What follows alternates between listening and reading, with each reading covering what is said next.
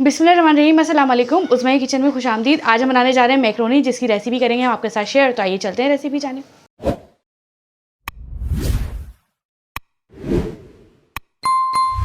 Macaroni के लिए लिया है मैंने भगोना, और भगोने में डाल दिया है मैंने तकरीबन 6 कप पानी, और मैंने इसे रख दिया था पहले से उबलने के लिए। तो ये अभी उबल रहा है, इसके अंदर हल्की हल्की खौल आ रही है।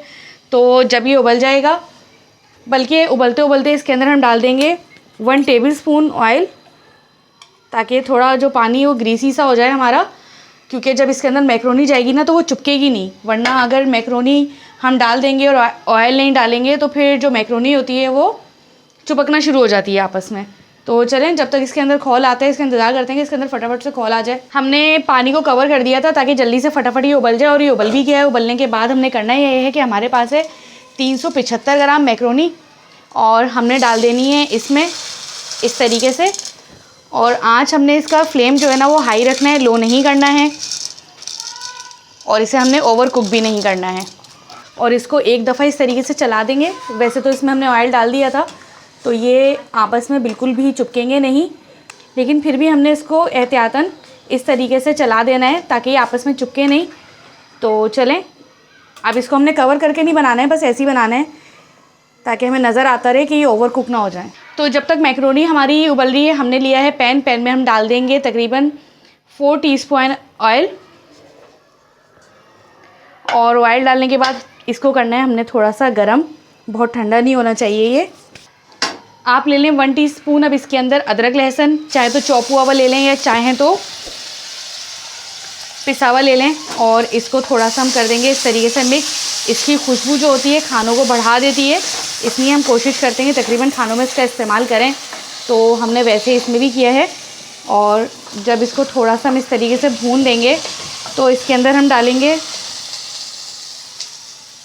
एक दरमियाने साइज़ की प्याज जो हमने काट ली है क्यूब्स की शेप्स में, और इसको भी हम इसके अंदर डाल देंगे। और टमाटर थे, हमने 2 दरमियाने साइज़ के टमाटर लिए हैं और वो भी इसके अंदर शामिल कर दिए हैं। इसे बिल्कुल भी हमने ओवर कुक नहीं करना है। और इसके साथ ही हम इसके अंदर डाल देंगे 1 टेबल स्पून नमक डाल ली हूँ मैं। आप हस्बे जायका ले सकते हैं, आप जिस हिसाब से खाते हो कम या ज़्यादा उस हिसाब से ले सकते हैं। और यहाँ पे मैं ले रही हूँ 1 टीस्पून काली मिर्च। वैसे तो लोग नॉर्मली इसके अंदर ज़्यादा मसाले शामिल करते नहीं हैं, लेकिन हम ज़रा देसी लोग हैं तो ज़रा थोड़ा सा इसके अंदर मैं देसी मसाला शामिल कर देती हूँ। तो देसी मसालों के लिए हमने करना ये है कि 1 टीस्पून में इसके अंदर कुटी मिर्च डाली हूँ।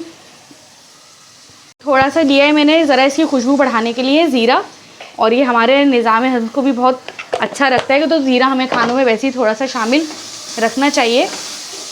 और अब इसके अंदर मैं डाल दूँगी तकरीबन 2 टेबल स्पून पानी। और जब 2 टेबल स्पून इसके अंदर हम पानी डालेंगे तो इसके अंदर हम डाल देंगे ½ टीस्पून हल्दी, और इसको हम डाल के अच्छे से पका देंगे कि भुन जाए।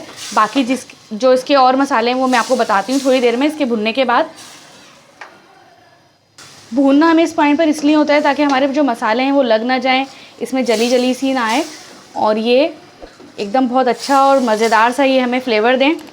तो अब इसके अंदर हमें शामिल करना है 1 टेबल स्पून सिरका।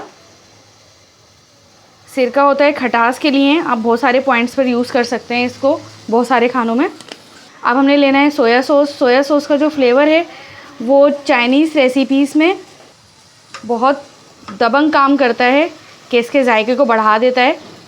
तो मैंने 1 टेबल स्पून लिया है इसमें सोया सॉस, और 1.5 टेबल स्पून में इसके अंदर डालने जा रही हूँ चिली सॉस। और अब इन तमाम चीज़ों को कर दूँगी मैं मिक्स। ये देखें, इस तरीके से इसको अच्छे तरीके से मिक्स कर दें। और मिक्स करने के बाद करना ये है कि यहाँ पर हमने काट के रखी हुई थी 2 दरमियाने साइज़ की शिमला मिर्च, तो वो भी मैंने इसके अंदर डाल देनी है। और वो डालने के बाद हमने अपना फ्लेम बिल्कुल लो कर देना है, हल्की आंच पे, और इसको बहुत ज़्यादा नहीं पकाना होता है। शिमला मिर्च बिल्कुल नहीं गलानी है हमने, बस हल्के से सौटे करेंगे। चलें, इसको हम साइड में कर देते हैं और जब तक आपको दिखाते हैं कि हमारी जो मैक्रोनी है वो कहाँ तक पहुँची। ये देखें, चेक करते हैं, तकरीबन 10 मिनट में ये गल जाती है। अब किस तरीके से चेक करना है कि ये गल चुकी है आपको दिखा देते हैं हम। ये देखें, ये हमने ली मैक्रोनी इस तरीके से चमचे में, और इस तरीके से हमने इसके ऊपर छुरी रखी, देखिए बिल्कुल आर पार हो जाती है, तो ये समझे गल गई है। अब इसको हम छान लेंगे। छान के इसके ऊपर से एक पानी गुजार देंगे। ये देखें, इसको हमने हल्का हल्का सा सिर्फ कुक किया था, बहुत ज़्यादा नहीं पकाया था, हमने इसे ओवर कुक नहीं करना था।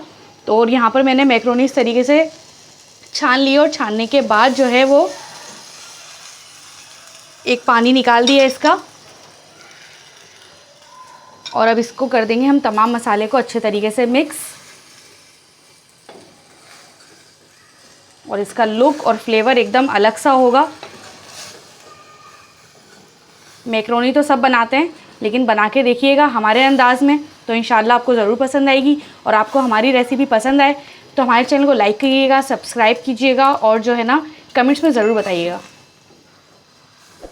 हमारी रेसिपी हो चुकी है तैयार। चलें अब इसे करते हैं हम डिश आउट।